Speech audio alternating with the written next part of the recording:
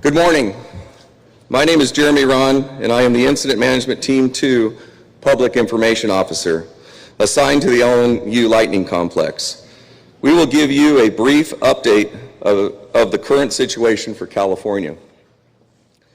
Nearly 12,000 firefighters are battling nearly 24 major fires and complexes across California. Since the lightning siege that began Saturday, August 15th, there have been nearly 12,000 lightning strikes. During this time period, there have been more than 560 new wildfires, most of which may have been contained due to aggressive firefighting. Those fires have burned over 771,000 acres in total. Currently, 96% of CAL FIRE engines are committed throughout the state. Since January 1st, 2020, CAL FIRE has responded to over 5,600 wildfires. It's imperative to take steps to prevent sparking a wildfire. Make sure you have an evacuation plan, a supply kit, and important paperwork will make it easier when it comes time to go. Remember, one less spark means one less wildfire. For information regarding the LNU Lightning Complex, please make sure and call our 24-hour line of area code 706-967-4207. I'd like to ask if we could please hold any questions regarding the incident that we're here to discuss until the end of the fire update. I would now like to invite our operations chief, Chief Waters, up for an operational update. All right, good morning, everybody. Chris Waters, Operations Section Chief for the LNU Lightning Complex. I'm going to give you an orientation of the operational activities on the incident today. First of all, a little orientation. We're a two-zone fire. We got a west zone and we got an east zone, and we have the Sonoma County line as the general demarcation between these two zones. Starting out with the west zone, we have one small fire, the Myers Fire, out on the coast. Actually, the fire has stopped moving. Operational resources are getting a foothold on that, and we're looking for containment fairly soon. The next fire in this zone is the Walbridge Fire. The Walbridge Fire is moving in the direction of Guerneville. Right now, we have engines, dozers, hand crews, and law enforcement working in the Walbridge Fire right now to try and slow the spread of the fire down in the direction of Guerneville, and we're also organizing evacuations and warnings for the community of Guerneville. Moving over to the east zone, the Hennessy Fire. Hennessy Fire has basically three what we call branches. The southern branch of the fire activity has dropped off significantly from basically the Solano County, Yolo County line down around the south end through Solano County, and then up to division, what's called or the branch break on the west side of the fire. This area along the south end of the fire is in patrol mode, which means most of the active fire spread has been contained. As we move north, the fire is still active from Lake Hennessy all the way around to the north of the fire, down Highway 16, and then down to the Yoshadihi tribal community. We have dozers, engines, hand crews, and other resources continuing to work aggressively along the fire's edge up into Pope Valley, and to try to prevent that fire from moving into Pope Valley, into those structures and those communities. We're also focusing attention on moving more ground resources into the northern side of the Hennessy Fire that is in the direction of Middletown, and then moving through Cache Creek drainage down Highway 16 and try to contain the fire to Highway 16. Firing operations are continuing down the east side of the fire, north, where the Cache Creek comes down to Highway 16, down to the Yoshadihi tribal community. That's it. Thanks.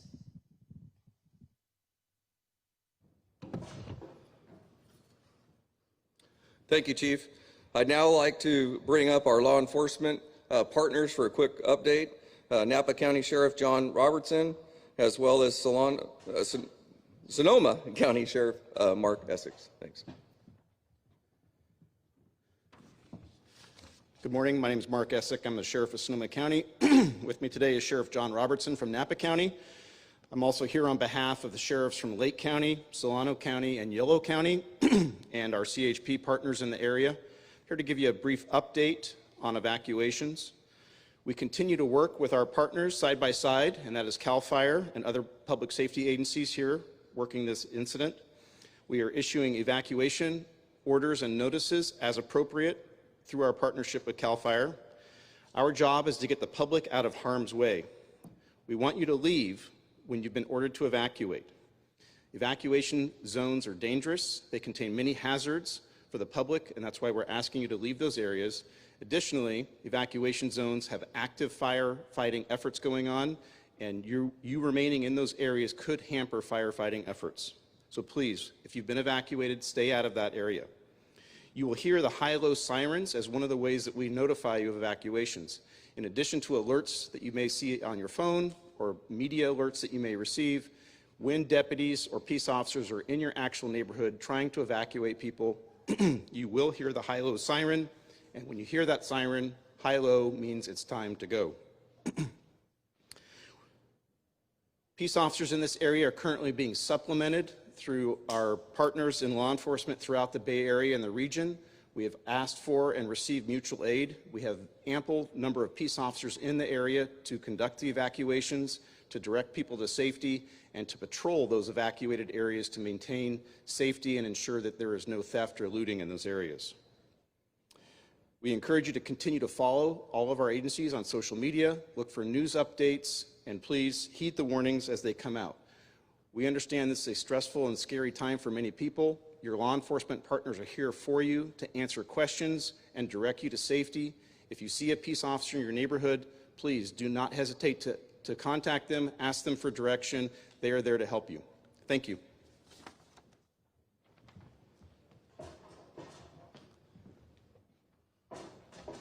Thank you, Sheriff. Now I'd like to get an update from our Unit Chief, Unit Chief Jones.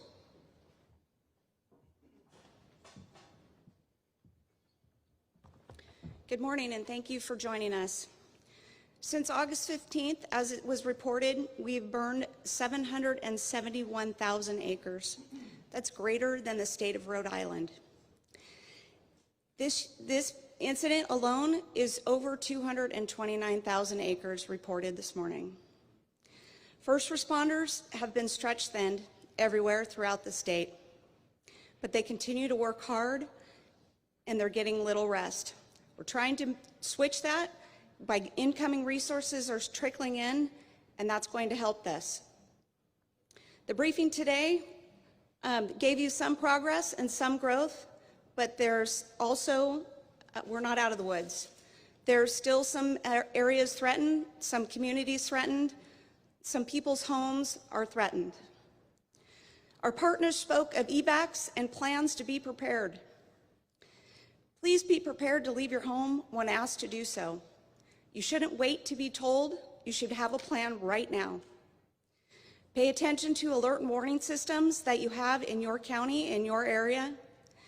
Readyforwildfire.org is another place where you can get that information of how to be prepared.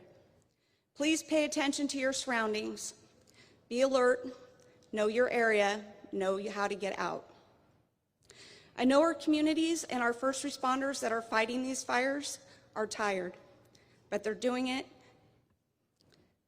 They are doing it to protect their home, your families, their families, our communities.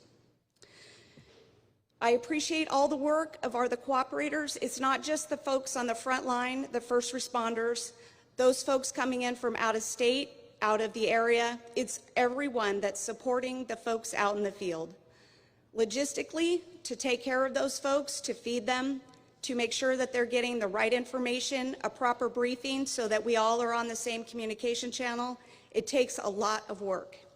And all of those people you should be thankful for. They're doing it for you. So please do your part, help us, help you, listen to the evacuations, get ready to go when you need to. I hope for good news, but it's going to take a long time. We are not out of the woods, not by far.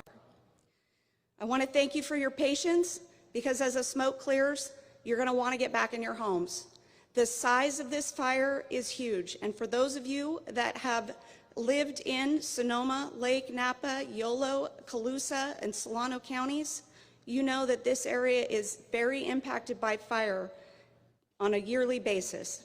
So please, be patient with us. We're trying to do the best we can. We want you back in your home. Thank you very much. Please be safe.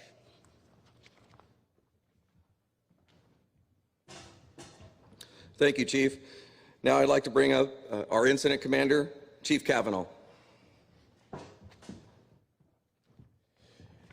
Yeah, good morning, and thank you for joining us this morning.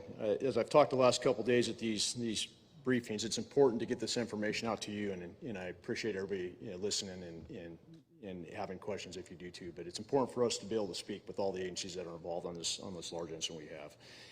Currently, the LNU complex is sitting at 219,067 acres. We have approximately 7% containment on the incident. As far as personnel, we've doubled our personnel in the last 24 hours, and we are very thankful from that. We're up over 1,000 personnel as of this morning, up from about approximately 587 yesterday. So that is a good thing. The morning operational briefing is getting more and more people in it, and that's a benefit to the operations and the firefight that we have at hand. Unfortunately, yesterday in the county of Napa, we did have 3 civilian fatalities that were discovered, and also we have one down in Solano County. Those are tragic losses that have occurred, and my heartfelt sorrow goes out to the families of those victims from this incident. As we move forward, a little bit of an update. As in Napa and Lake County, and I'll try to do this every day. As you can see on the map, we've reorganized how the map looks. Once again, the fires have come together over here on what we're calling the east branch, or the east zone. So in Napa and Lake County, the Hennessy, it's one fire now called the Hennessy fire. And the fires that emerged again were the Gamble, the Green, the Etna, the Markley, the Spanish, the Morgan, and the Round fires. Those all together this morning were sitting around 194,942 acres, and that's where the 7% containment sits. Over in what we're calling the east zone, that is the Walbridge fire and the Myers fire. The Walbridge fire this morning was sitting around 21,000 acres, 21,125, 0% containment. The Myers is around 3,000 acres. As you heard from Chief Waters on their operational update, overnight we had some marine influence, a little bit more humidity recoveries, and allowed for some good work to be done over on all the incidents. Keep talking about evacuations. I stood up here yesterday and talked to the community about how we do evacuations, some of the reasons why. I also said it was very important, and it's a priority when we evacuate, to get people back into their homes. Well, we're starting that again today already. We do have some evacuation orders that are being lifted. Along with that, this is interesting though, we're also in the process of adding more evacuations, and that's something we normally don't do. We are spread out on such a large geographical area that we have different fire behavior, we have different levels of containment, and so we're working that. But it is a priority. As soon as we're talking about evacuations, we're working up the repopulation plans. It's important. Same as I said yesterday, though, it takes a large cooperative effort to make that happen, not only from the fire side, the fire behavior, the weather, all the resource utilities, everybody to get people back in their homes. But I promise you it is a top priority for us to do that. With that, please adhere to any additional new evacuation orders that we have. It is imperative that you take to those orders as we keep pushing the message. You don't have to, just because of an order, if you feel like you're in danger, please leave your property and for your life safety as you move forward. It's a large incident. We're starting to get the resources. It's a good thing. It's difficult. It's difficult on the communities. It's difficult on the people that are involved here. It's difficult what's going on throughout the entire Northern California right now. But I appreciate everybody's cooperation. We have to do this. The only way we get through this is the cooperation of everybody involved in those communications. I'm going to keep preaching that, cooperation and communication. Thank you very much.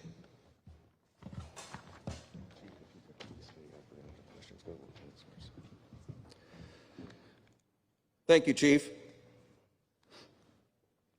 Now I'd like to invite up our operations chief, Chief Waters, as well as our sheriff representative, if he could come up, and we have time for just a few questions, if we have any questions, please.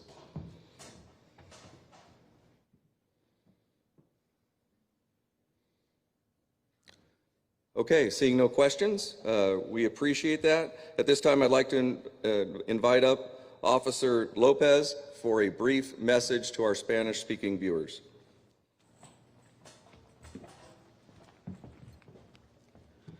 Buenos días, soy su oficial Custodio López con la Patrulla de Caminos de California. Le hemos estado informando todo para atrás en español, pero en esta conferencia de hoy les queremos dejar saber que en colaboración con el departamento, podemos decir, de California Governor's Office of Emergency Services y Univision, van a estar trasladando todo directamente allí para toda mi gente que habla español, que por favor vaya allí y ahí lo va a encontrar todo lo que han dicho, todos los diferentes departamentos de policía, de CAL FIRE, todas las entidades, ahí va a encontrar toda la información.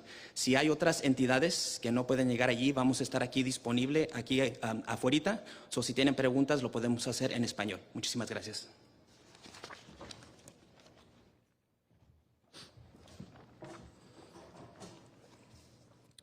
Thank you. And it's our honor to have our Governor Newsom here today, but before we turn it over to Governor Newsom, if we could have our local elected officials that wanted to say a couple things, please come up.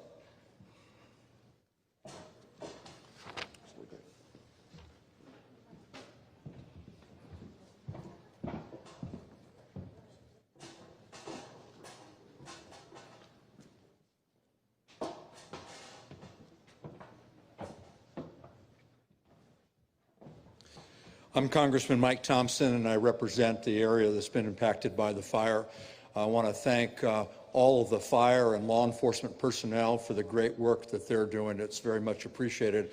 And I want to thank Governor Newsom for taking time to come out to our area to see firsthand what this means to our community and for all the help that you've provided so far.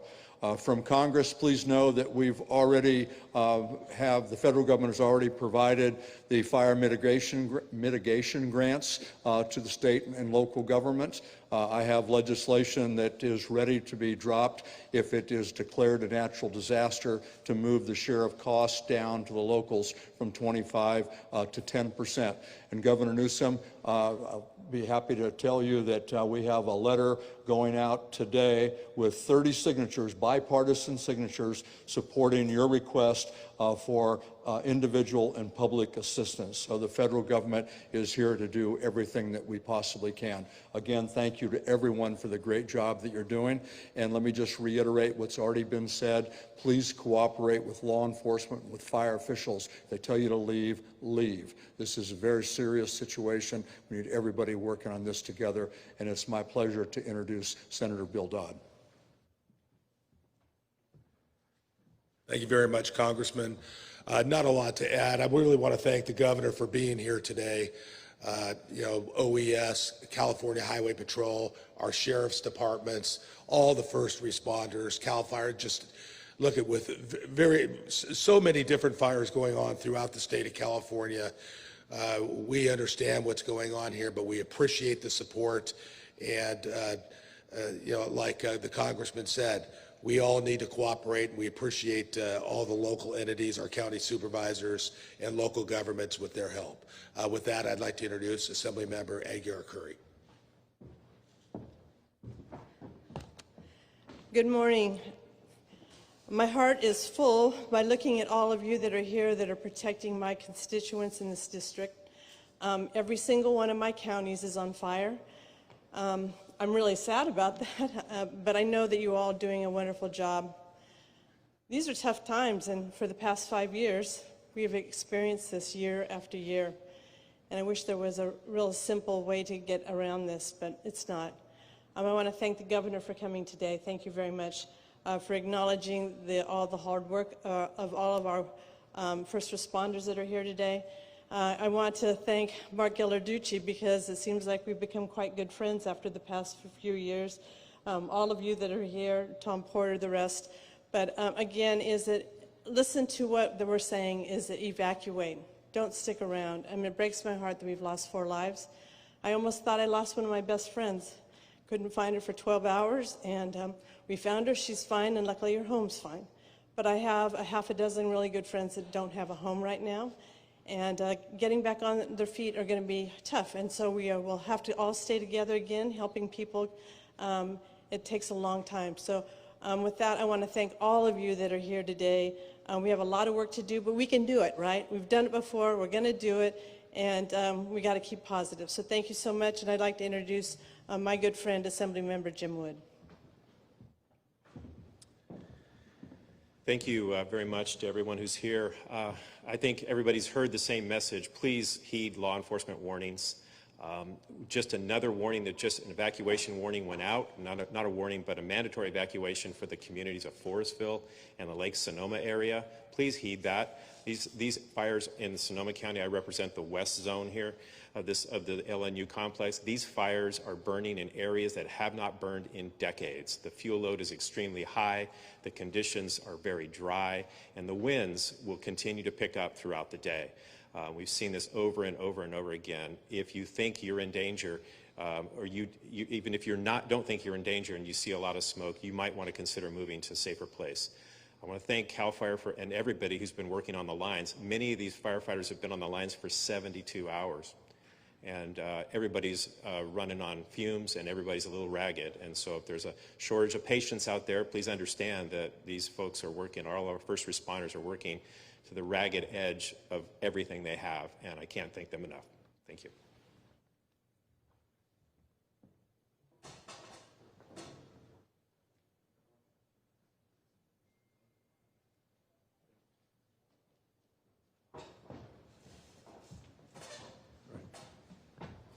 So thank you all for the opportunity to update you on what's going on statewide. I'm pleased to be joined by the Commissioner of the California Highway Patrol, Commissioner Stanley, General Baldwin of our National Guard. Pleased to be here with the head of our Office of Emergency Services, Mark Gilladucci, and of course, someone very familiar to many of you, particularly all of you assembled here with CAL FIRE, Tom Porter, Chief of CAL FIRE. We've been monitoring fires all up and down the state of California. As many of you know, a week or so ago, the headline fires in the state of California, the Apple Fire around Riverside County, challenges we were facing, the Ranch Fire, the Lake Fire in Los Angeles County. We have substantially made progress on the Apple Fire, 95% contained. As a consequence, we've been able to pull resources from Southern California here to the north. We've made progress on the Lake Fire, about 50% contained as of this morning, 39% contained at the Ranch Fire. So the fire concentration, the challenge that we're facing here in the state is now disproportionately impacting Northern California. And that is because of close to 12,000 lightning strikes that we experienced over a 72-hour period. Just a day ago, I announced that we are struggling to address the needs of suppressing some 376 fires in this state. That number has grown to about 560 fires in the state of California. You had a lot of sleeper fires. This we anticipated as the smoke cleared, as our reconnaissance efforts increased, as we compared and contrast the federal efforts with the local and state efforts. That new number represents 560 active fires that we are addressing, trying to suppress here in California. The larger fires, the LNU fire that we briefed you here this morning, this fire complex, what we refer to as Lightning Complex, is one of many lightning complex fires that we are addressing here in Northern California. I was down yesterday in Watsonville and Santa Clara, around Monterey County, visiting evacuation sites and centers in and around the fires down there, the CZU complex and the SCU complex. The SCU complex in Santa Clara right now is about 10% contained, while we're dealing with about 219,000 acres here in this complex, the LNU. That complex is about 229,000 acres. The reason I mark these two in points of contrast, 7% contained here, 10% contained down there, is these two fires represent two of the top 20 fires, largest fires the state of California has had to battle in recent memory, arguably in modern recorded history. There's been 20 epic wildfires in the state of California. This complex represents the 10th largest. The complex at SCU represents the 7th largest that the state has ever had to battle. These fires, again, are stretching our resources, stressing our personnel. We have over 12,000 firefighters now actively working to suppress these larger complex fires. The larger cohort of fires represents about 20 to 25 fires. So we talk in terms of the totality, 560 fires. A lot of those are smaller fires, more remote. The larger fires, the larger complexes that we're battling represents roughly 24 fires that have required incident commands like the one we have assembled here today, all up and down, primarily the northern part of the state. We're making progress on the Butte Fire Complex, Lightning Complex up north, making some progress on that Jones Fire, which generated a lot of concern, consternation because of the evacuations around Nevada City and Grass Valley. Progress being made there. We were pleased by the extraordinary work the Red Cross and others have done to quite literally overnight get up these evacuation sites. Their protocols, processes, and procedures are second to none in this country. As was stated by a number of people already, these are familiar challenges for all of us here in the state of California. The individuals assembled in this room today are quite familiar with one another on an individual basis and certainly on an institutional basis, because we've been at this in 2014 up in Lake County, 2015, not just in Lake, but throughout Northern California, 2017, 2019, last year, struggling with some of the largest fires we have had to experience. Kincaid, more recent memory, more indelible to folks up here in this region. And so as a consequence of that, we've developed stronger protocols, processes. We've developed stronger collaborative tissue in terms of the work that's being done across the spectrum. The volunteers familiar with other volunteers.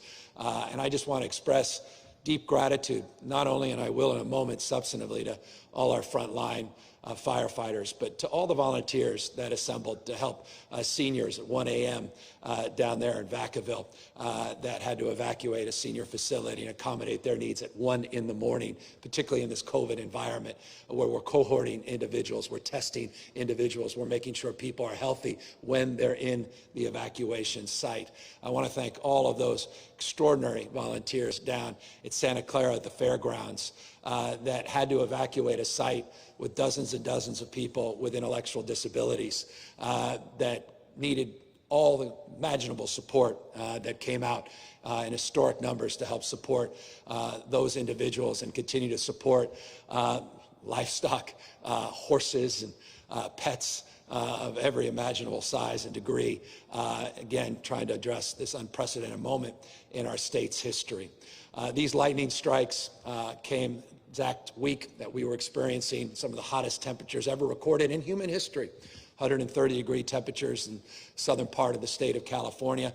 Arguably, still an open question, may be the hottest modern recorded temperature in the history of the world. That's a remarkable statement of fact. Also a statement of fact that the heat dome that we experienced over the course of last week has not only impacted the state of California, it's impacted the entire western United States. As a consequence of that, and it's an important point, as a consequence of that heat dome impacting the western United States, fire conditions have increased in other states. And as a consequence of that, our mutual aid that goes outside of the state of California has also been stretched. But that mutual aid system, nonetheless, has been activated. We now are engaged formally with mutual aid from 10 different states.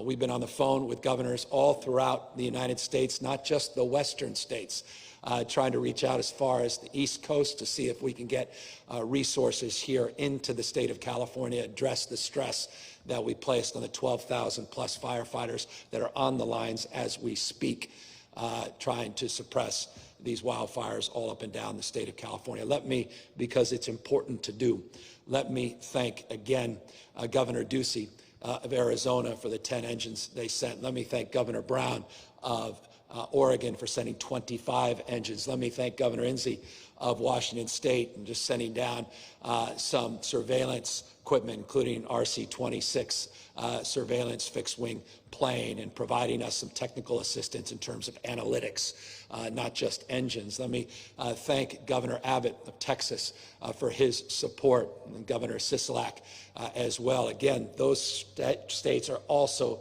dealing with their own domestic challenges within their states related to the heat wave, and yet they're still offering support. Idaho, Utah, Montana, all providing support. Again, 10 states formally and an EMAC system, and we have requests out across the United States. Progress being made in that space.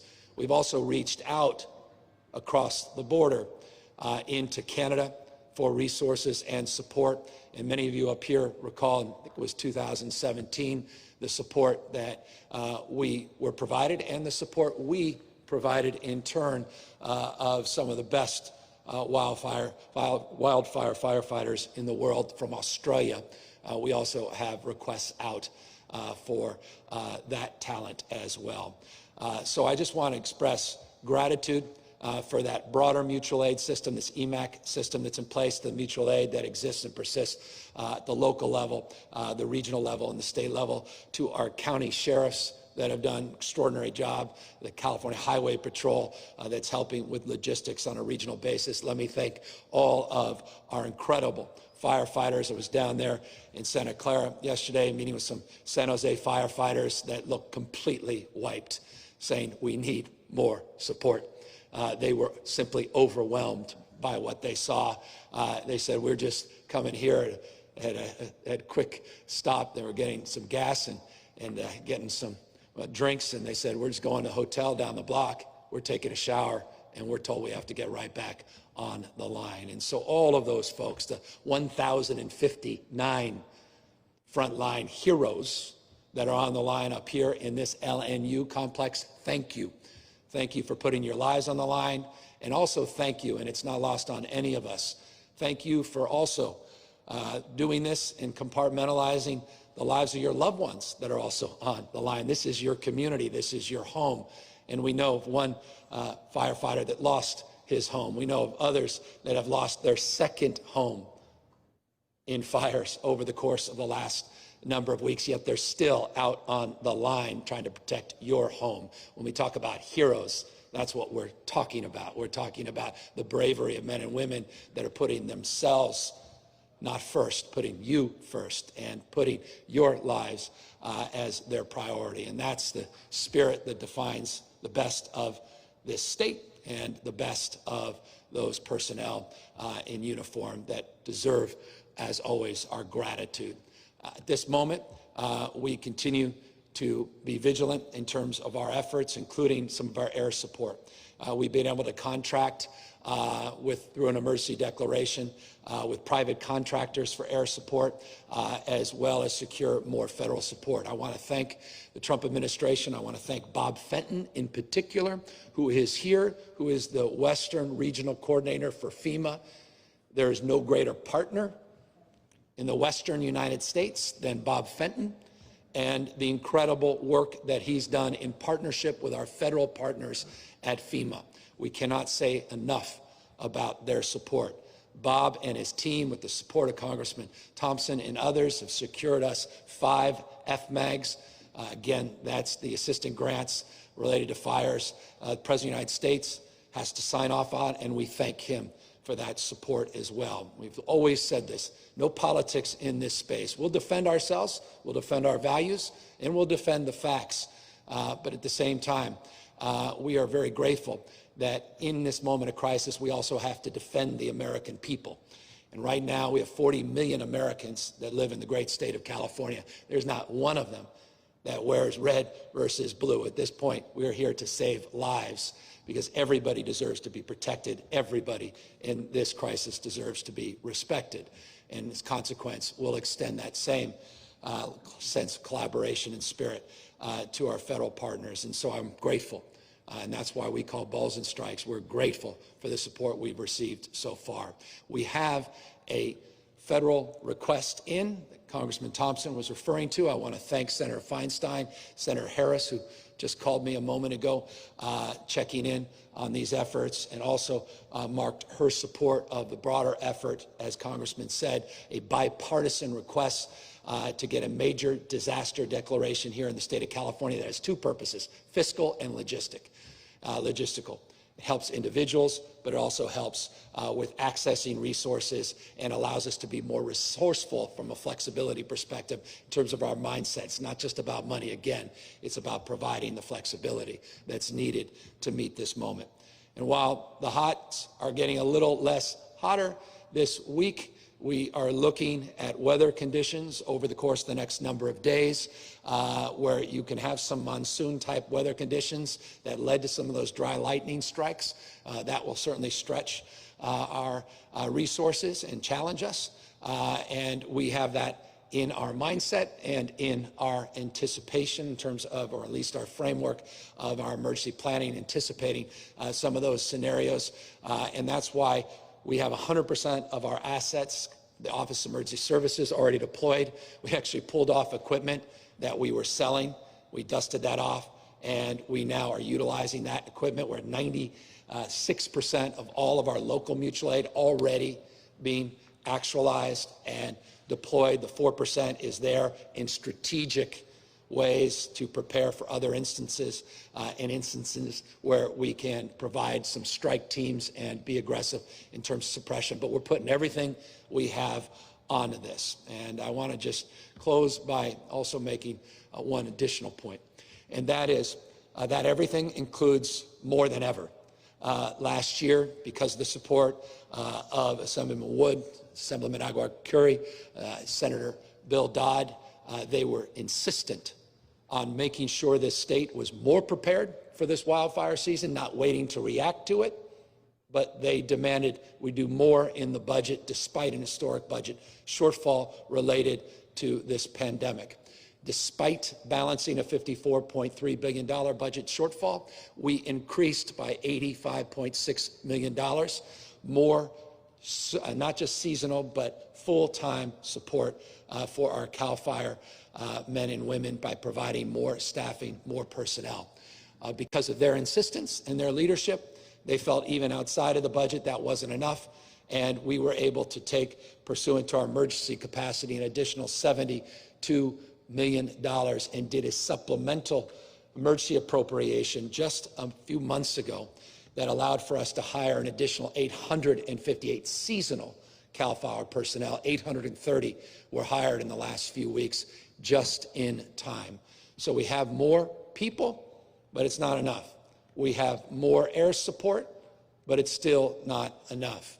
And that's why we need the support of our federal partners and the extraordinary contributions that governors, regardless of their party, have also provided. And so it's in that spirit that I'm here, humbled, in that spirit of also gratitude, in that spirit of optimism about the capacity of this state with its credible leadership assembled behind me, credible leadership in front of me, that we will work through this, we will get through this, and we will maintain the vigilance that we are committed to in terms of doing what we can to mitigate the likelihood of these things into the future. 35 high-profile vegetation projects were completed earlier this year. We have expedited our environmental review to do the same.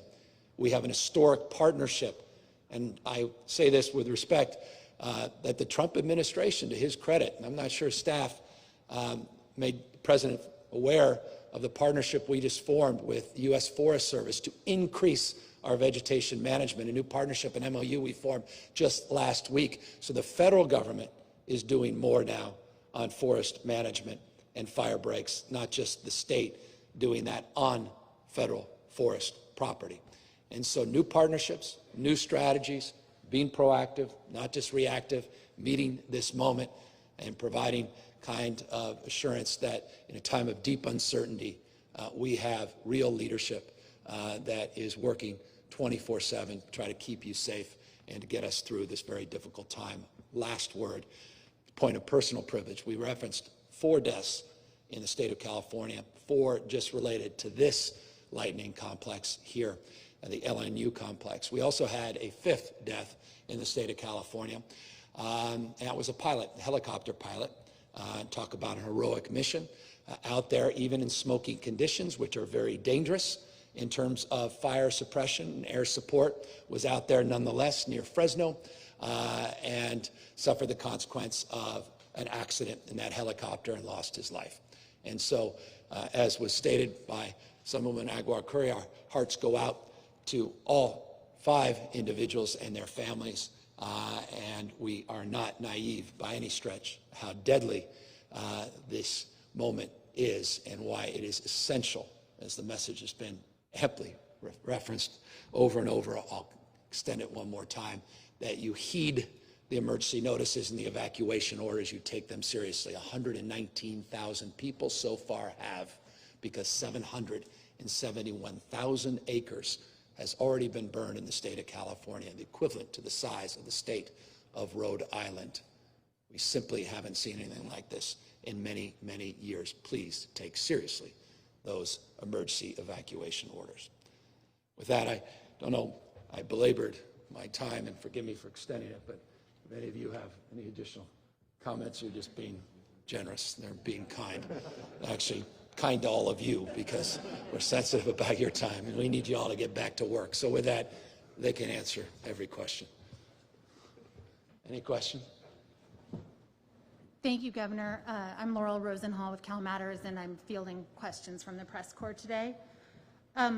Numerous reporters around the state had questions about these resources from out of state. Are they, can you sort of say more specifically, are they here now? Are we expecting them in the coming days? Exactly what's here and what's coming? So we have the 10 engines from Arizona, 25 from Oregon. We have the RC-26 and the technical analytical assistance from Washington State. We have 5 engines coming Texas, Nevada, and 5 engines from one other state arriving at noon today, New Mexico, and we thank the New Mexican governor. We have additional requests out in over half a dozen states, calls in directly by me, and not one governor has not been responsive. Some governors have expressed some concern about their own conditions, particularly in the Gulf Coast, where we have some intense weather, some potential hurricane conditions that are taking shape, and their need to be sensitive. And let me be candid with you. Another issue, not surprisingly, that has been raised before, and that's the issue of the pandemic and the need to keep our first responders safe and healthy, and what are the protocols and procedures as we mix cohorts of individuals and they come into the suppression activities out of state, and what that means from a health paradigm. And so all those things we're working through in real time. By the way, I want to just thank CalGuard. They've got 10 helicopters up. PG&E has provided us a lot of air support as well. So the mutual aid system is more broad than just engines. It also includes fixed wing and other technical assistance, as well as personnel. A reporter in Santa Cruz says that local leaders in that community are begging you for more resources with the Santa Cruz mountains burning. What more can you do to help? I was there yesterday, and we are providing as many resources as we possibly can. Went from roughly 500 personnel in the LNU complex to 1,059, as was updated here today, more than doubling the resources in the last 24 hours. By the way, we had to double the number of shelters for evacuees in the last 24 hours as well. Over 30 evacuation centers that include a lot of hotels as well, to help with people that are temperature checked and otherwise cannot come in and cohort in a congregate setting. And we are moving aggressively to get mutual aid system up and running from outside the state, this EMAC process that includes individual personnel, not just engines and fixed wing aircraft and other equipment, and that is being supplemented in real time, including our Conservation Corps, which, by the way, I'd be remiss not to comment on. Their hand crews and their expertise has been invaluable as well, and I can assure you, if we have one extra person, we will prioritize sending those personnel out to the most vulnerable communities in the state. There were a few questions related to the fact that many seasonal firefighters are prison inmates, some of whom have been released because of the COVID outbreaks in the state prisons. Have you backfilled those positions with seasonal firefighters? Are they now operational, or is California short on hand crews because of early release of inmate firefighters? That's exactly why, and many of you know, I think you may have individually even reported the work we did as a state, press conference we held a number of weeks ago up in McLaren Air Force Base, where we announced a supplemental of over $72 million precisely to address that issue, precisely to address that concern. We did it in anticipation. We didn't react. And 830 of those 858 individuals already have been hired, already are on the line. So no, we had anticipated that, and yes, we are substantially backfilling that. There's a question about renewable energy given the blackouts that we've had. Did the state move too far and too fast in the push for renewable energy? No, we are committed to low carbon, green growth future. We are going to radically change the way we produce and consume energy for one reason.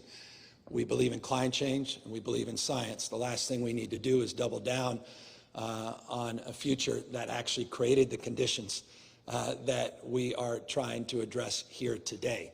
These lightning strikes, this unprecedented heat dome, these world record temperatures, unprecedented in human history. We're experiencing more and more of that because of climate change. And as a consequence, these fires are more ferocious and they're moving at much more rapid speed. Any objective observer will acknowledge that. It's not even worth getting the merits of demerits of this debate. And so we are committed as a state to doing more and doing better, punching above our weight. And we are doing a deep investigation with the California Energy Commission, with Cal ISO, the independent system operator, and the California Public Utilities Commission to determine exactly what went wrong on Friday and Saturday night. We were able to address the magnitude of over 50,000 megawatt demand, an unprecedented load demand in our state's history last week on Sunday, Monday, Tuesday, and Wednesday because of the good work of individuals, good work of industry, commercial and private industry that really stepped up. We were able to avoid any subsequent de-energization in this state. So we're getting under the hood. It's exactly why, but I can only say this. That heat dome that impacted the entire western United States was a significant contributing factor because a lot of the energy that we bring into the state that can get as much as 25% of our energy needs met was unavailable because the energy constraints and demand within their own states. And so we're reviewing protocols, processes, and procedures that will anticipate that happening more often so that we can mitigate and never have to experience those flex alerts, the kinds of which we experienced last week ever again. The president in recent days has attacked California both for the rolling blackouts as well as for forest management related to the fires.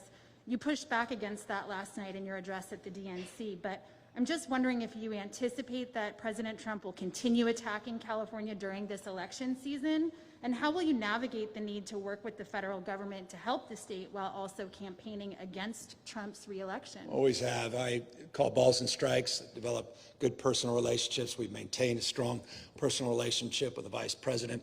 We've made a strong personal relationship with the president. And I can only say this, and I say this on many, many occasions. There's not one phone call that I have made to the president where he hasn't quickly responded.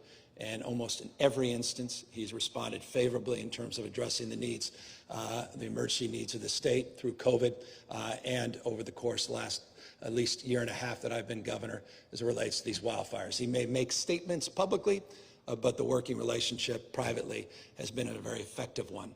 The reason I pushed back is I thought it was important because I don't want to have people strewn with some anxiety that somehow the president may pull funding in terms of our suppression support and support of our heroes and frontline employees and 40 million Americans that live in this state. I thought it was important to clarify that. I thought it was necessary under the circumstances, but I also thought it was necessary this morning. I hope you noted that we once again are here with an open hand, not a closed fist, and we will complement, as we should, the support we've received on the FMAG requests and the support we continue to receive in terms of the partnerships we have developed with his administration and the U.S. Forest Service on vegetation management and forest management.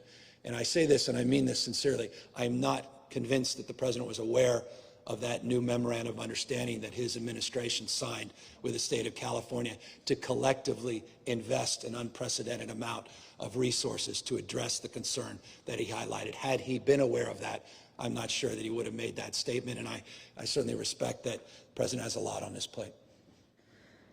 A few reporters had questions about sort of the intersection between the coronavirus pandemic and these evacuations necessary now because of the wildfires. Are you concerned that people who are displaced because of the wildfires could spread the COVID infections, and what is being done to avoid that? Well, not based on my personal experience and having visited evacuation centers up and down the state yesterday, and the protocols and procedures that have been well established since the beginning of this pandemic, beginning in late January. A lot of those protocols and procedures were in effect and were demonstrably exampled in the evacuation centers that popped up over the course of the last 72 hours. I want to compliment the work, again, not just of the Red Cross, but also all of the other team members and county leaders, city leaders that are working in these evacuation centers. You come into these centers, you'll see marked areas where people have to socially and physically distance. You'll see the congregate meals now are done as individual meals. You'll see temperature checks before anybody walks in. You'll see tents in facilities like this, not just cots and mats, because you want to cohort individuals, and you'll see separate cohort areas if people are otherwise in need of more medical assistance. All of that part and parcel of the protocols that have been established since the beginning of the pandemic that are in play, that we anticipated and have been highlighting and socializing for a number of months in many settings like this over the course of the last 3 months in particular, in anticipation of this year's fire season. There's a question here about development.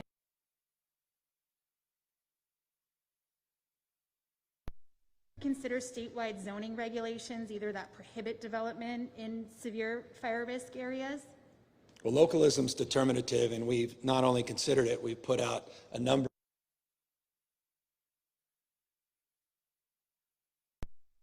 regarding the wildland-urban interface, the WUI here in the state of California. Well established. I have a family home that was built around the gold rush in the WUI, well established, the founding of this state, not just new developments that are more contemporary in that mindset. And so this is a unique challenge, particularly in western states, not just the state of California, but we have very specifically put out guidelines and recommendations to local planning officials to consider the applications of new development in light of evacuation plans, in light of setback strategies, fire suppression strategies, in relationship to the new normal as it relates to the fire acuity and a season that no longer is a universal fire year here in the state of California. More will be done in this space, and we are working with local officials to continue to highlight this space. Would you consider surcharges on homes or businesses in those fire-prone I've not areas? considered any surcharges at this moment. Okay. Reporters also have questions about business in Sacramento, including the issue of evictions, which the eviction courts are set to resume in just a little over a week, and there's still no deal announced between leaders of the legislature and your administration. Well, that's correct. I look forward to updating you on that. We're working overtime.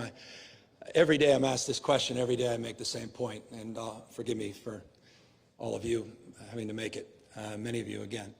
The Judicial Council, to their credit, extended their moratorium on evictions to the end of this month. It was a request made by members of the legislature, a request directly made by our administration, directly by me to the Chief Justice. Couldn't be more grateful to the Chief Justice and the Judicial Council that afforded us that privilege of time that coincides with the end of the legislative session. The reason we did that was to have the time to work together in the spirit of collaboration with the legislature, legislative leaders, and key members of the legislature that had already introduced bills in this space. As I said a week ago, we've had very good conversations and made tremendous progress. The progress included considerations of large landlords, large apartment owners, small apartment owners, advocates for tenants, and the like.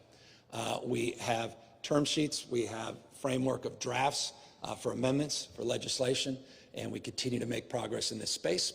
And you know well, we have a few weeks to get all of this done. And as I said, I think day before yesterday, day before that, and last week, we are committed to getting it done. It is one of our top priorities, and it is universal priority for all of these interests.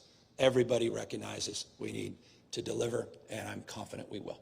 So generally speaking, do you think renters should be evicted now or in the future for rents they couldn't pay because of the pandemic? We are committed to advancing the negotiations, and I'm committing to make public those efforts as soon as we are in a position to bring all the parties together and they're satisfied with the details of the work that's currently being advanced. Once we get to that point, we'll make public all of those considerations, including the consideration of the question that you just advanced. Before the pandemic struck, you said making it easier to build more housing in California would be at the top of your agenda this year, yet several high-profile housing bills have died in recent weeks. Has the pandemic made tackling California's housing shortage less of an urgent priority? No, it's always been a priority. We have three branches of government: a judicial branch, a legislative branch, and an executive branch. And we are working all hard. We're working together overwhelmingly, majority of cases, to the collective cause to advance the needs of the state of California. Housing has been one of our top priorities. Was last year. We made tremendous progress in over a dozen housing bills, and there was 18 plus housing bills. We put a historic amount of money in tax credits and infrastructure grant programs supporting local municipalities. We were more aggressive in holding people accountable to the local housing elements. We made tremendous progress in that space as well. We have a package of bills that have been introduced. Some are advancing, some are not. To the extent you asked, has COVID had an impact? It's had an impact in this respect. It has substantially reduced the amount of time that the legislature has been afforded to work on a lot of this. And that has been very challenging for members of the legislature.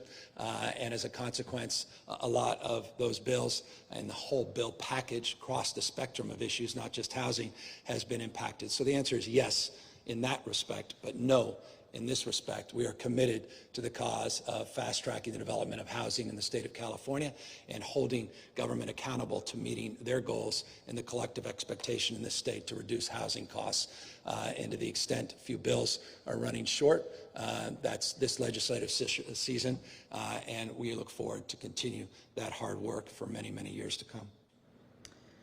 One of my colleagues has been looking into COVID outbreaks among agricultural guest workers across the state and found that counties are very inconsistent about collecting the information, tracking it, having the technological capacity to do anything about it. Some wouldn't publicize it, even if they did have it.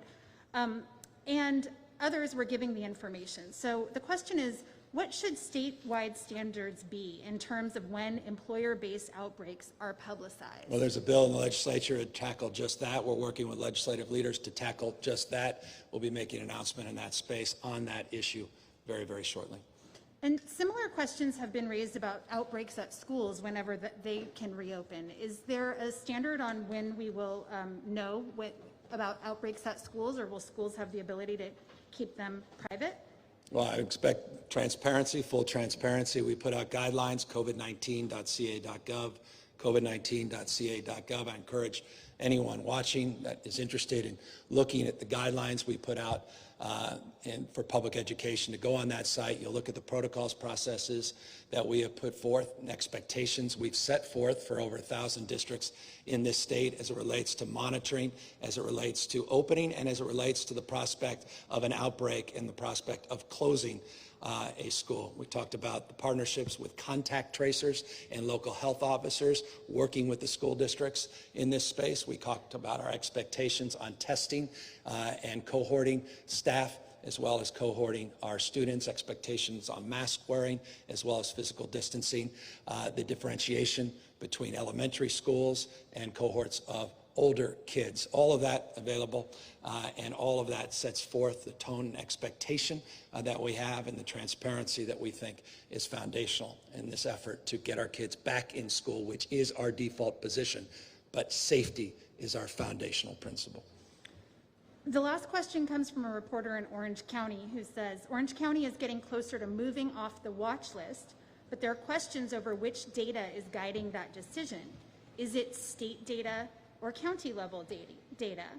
And the reporter cites some inconsistencies between those two data sets.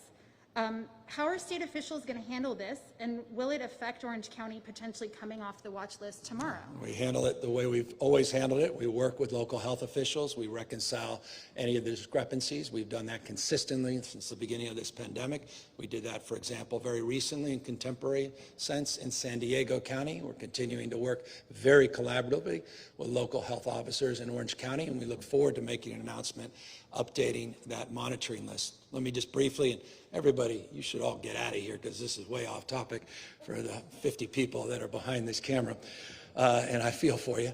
But let me just quickly update you. We had 5,858 new positive cases here in the state of California. We tested about 101,000 people. Yesterday, our positivity rate is now at 6.5% over a 14-day period, 6.4% for a 7-day period. Our hospitalizations trending down again today.